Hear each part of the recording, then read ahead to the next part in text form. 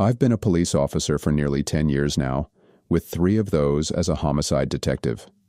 In my career, I've worked with some exceptional officers and some not-so-great ones, but there was one detective I worked with who truly stood out, a real blue blood.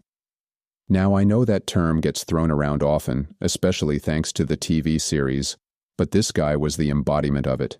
He was a natural-born investigator, cold yet curious, intelligent but humble, and above all, thorough. He would chase every lead until the truth was undeniable. He was meticulous, a true master of deduction. But what really set him apart was his method of interrogation. I only had the chance to witness it once, but it was like watching an artist at work. For the sake of this story, let's just call him Blue Blood. This tale I'm about to share is from the time I saw Blue Blood unravel a case that baffled us all. Music intensifies slightly, then fades down. It was just after Thanksgiving in 2001 when the case began. A young woman's body was discovered near the White Rocks Trail, outside Mechanicsburg, Pennsylvania. Her father reported her missing days earlier, claiming they had argued during their drive home on Thanksgiving night. She had insisted on being let out of the car, and that was the last time he saw her alive, or so he said. The discovery of her body raised countless questions.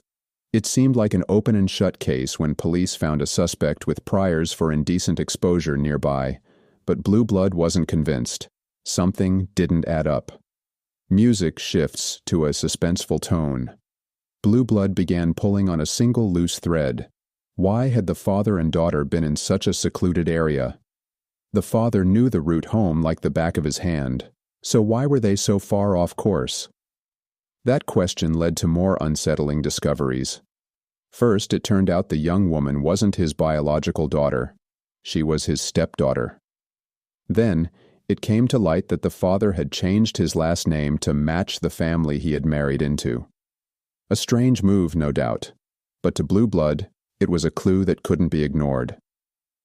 In a masterstroke of interrogation, Blue Blood brought the father back in for questioning.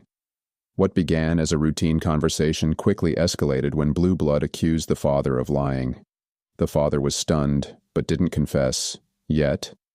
Blue Blood then shifted the focus, suggesting the young woman had a complicated romantic life and hinting that one of her partners might be involved in her death. The father's reaction was explosive. He shouted, "She was not seeing anyone," and his entire demeanor changed. Was the break we needed. Blue Blood carefully peeled back the layers, exposing the father's disturbing obsession with his stepdaughter. His possessiveness, his jealousy, his lies, it all unraveled in that room. The father never made a full confession, but it didn't matter. The evidence we gathered after his outburst was more than enough to convict him. He was sentenced to 50 years in prison.